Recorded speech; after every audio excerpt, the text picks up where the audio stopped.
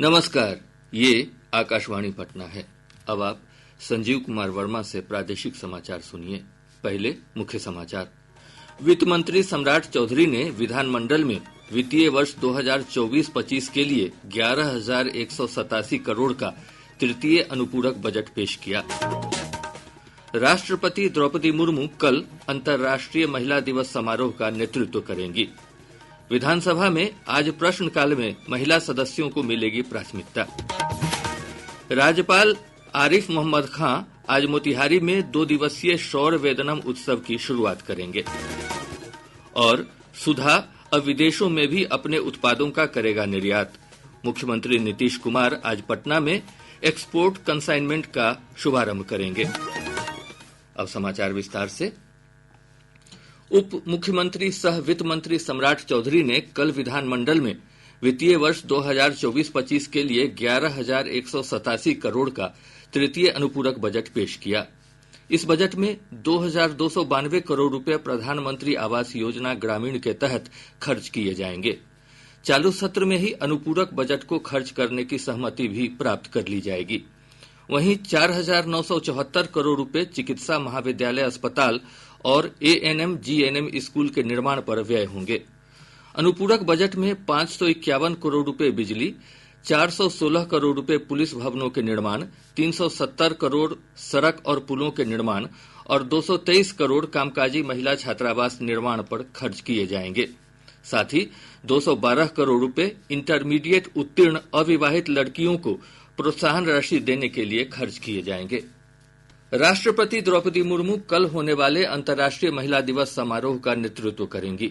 महिला और बाल विकास मंत्रालय नारी शक्ति से विकसित भारत विषय पर राष्ट्रीय स्तर के सम्मेलन का आयोजन कर रहा है। समारोह में 3 तकनीकी सत्रों का आयोजन किया जाएगा, जिसमें STEM, व्यापार, खेल, मीडिया और शासन से जुड़ी प्रतिष्ठित महिलाएं शामिल होंगी। इस वर्ष महिला दिवस का थीम है तेजी से कार्रवाई करें। इधर ग्रामीण विकास विभाग प्रदेश में उत्कृष्ट कार्य करने वाली 15 महिला प्रखंड विकास पदाधिकारियों को सम्मानित करेगा। वहीं महिला दिवस के एक दिन पूर्व आज विधानसभा में सबसे पहले महिला विधायकों से सवाल लिए जाएंगे। विधानसभा अध्यक्ष नंदकिशोर यादव ने कल ही सदन की कार्यवाही के दौरान यह घोषणा की। अध्यक्ष ने बताया है कि भोजनावकाश के बाद सदन का संचालन महिला सदस्य करेंगी। गौरतलब है कि कल शनिवार के चलते विधानमंडल की कार्यवाही नहीं होने के कारण यह निर्णय लिया गया है।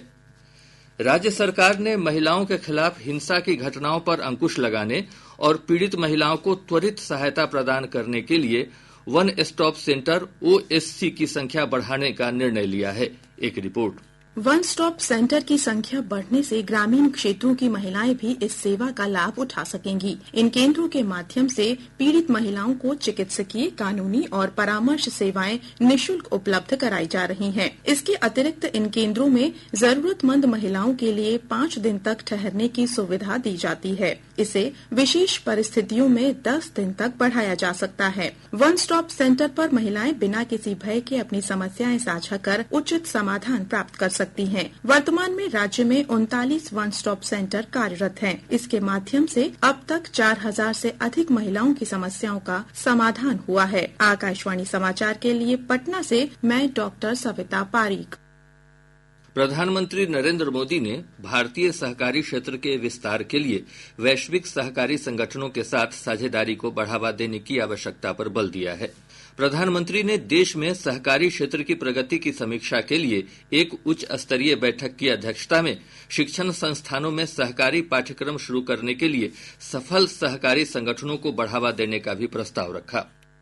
बैठक के दौरान प्रधानमंत्री मोदी ने कृषि पद्धतियों में सुधार के लिए निर्यात पर ध्यान केंद्रित करने को कहा। इसके अलावा मृदा परीक्षण मॉडल विकसित करने का भी सुझाव दिया।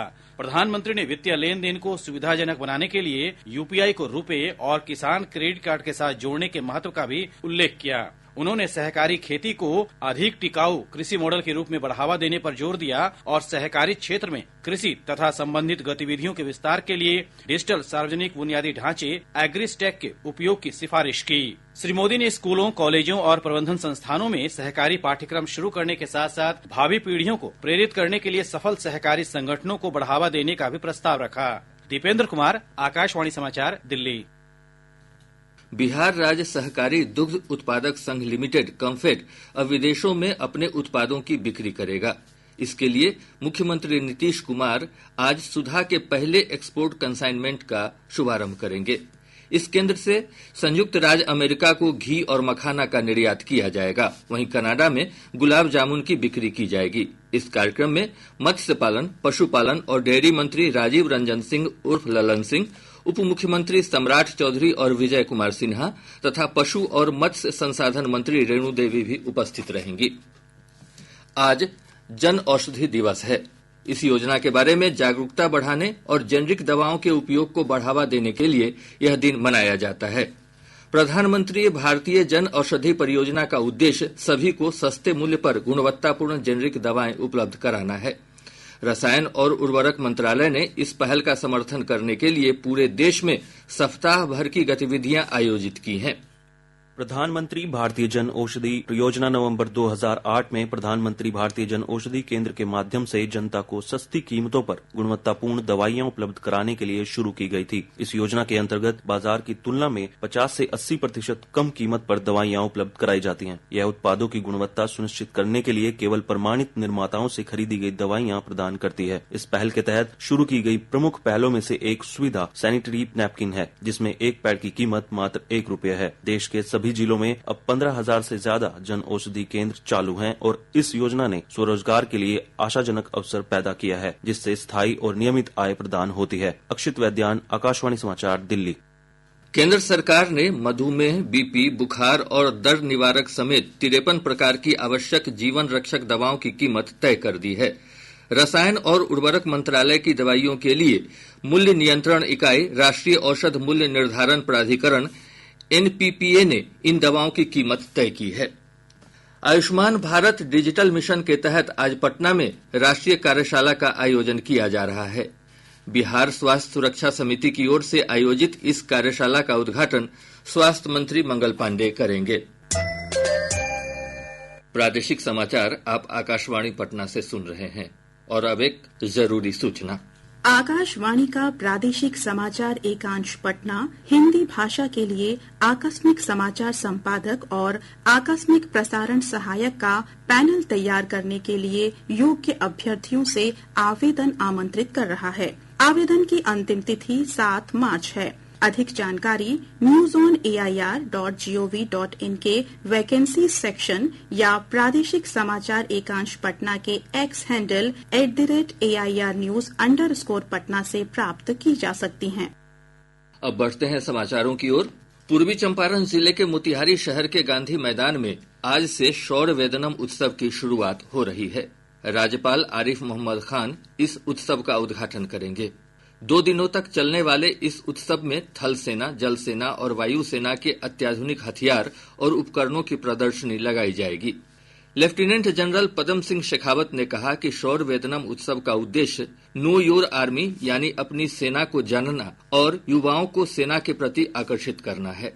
किसी भी बॉर्डर डिस्ट्रिक्ट में मेरे ख्याल से ये पहला ऐसा कार्यक्रम होगा जब तीनों सेनाएं मिलकर एक साथ प्रोग्राम कर रही हैं। इसके 3 उद्देश्य हैं। पहला, यहाँ के यूथ के साथ हम कांटेक्ट करें और उन्हें जानकारी दें कि उनके सेना में किस तरह की कार्रवाई होती है। दूसरा है कि सेना से अच्छा कोई सिस्टम नहीं है और जितने भी हमारे अग्निवीर जो सेना में भर्ती होना चाहते हैं उनके लिए हम यहाँ स्टॉल लगाएंगे एनसीसी के लिए और उनको ज्यादा से ज्यादा इसके बारे में जानकारी देंगे।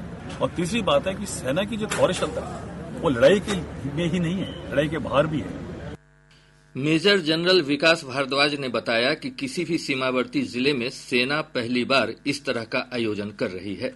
मुख्य अतिथि हमारे माननीय राज्यपाल महोदय हैं, जो कि 10 बजे सुबह इस कार्यक्रम का इनॉग्रेशन करेंगे, उद्घाटन करेंगे। यहाँ पे जो आत्मनिर्भर भारत के तहत जो आधुनिक इक्विपमेंट देश में बना है वो सब यहाँ पे डिस्प्ले पे होगा। पूर्व मध्य रेलवे ने होली के अवसर पर यात्रियों की अतिरिक्त भीड़ को देखते हुए कई विशेष ट्रेनों का परिचालन शुरू किया है।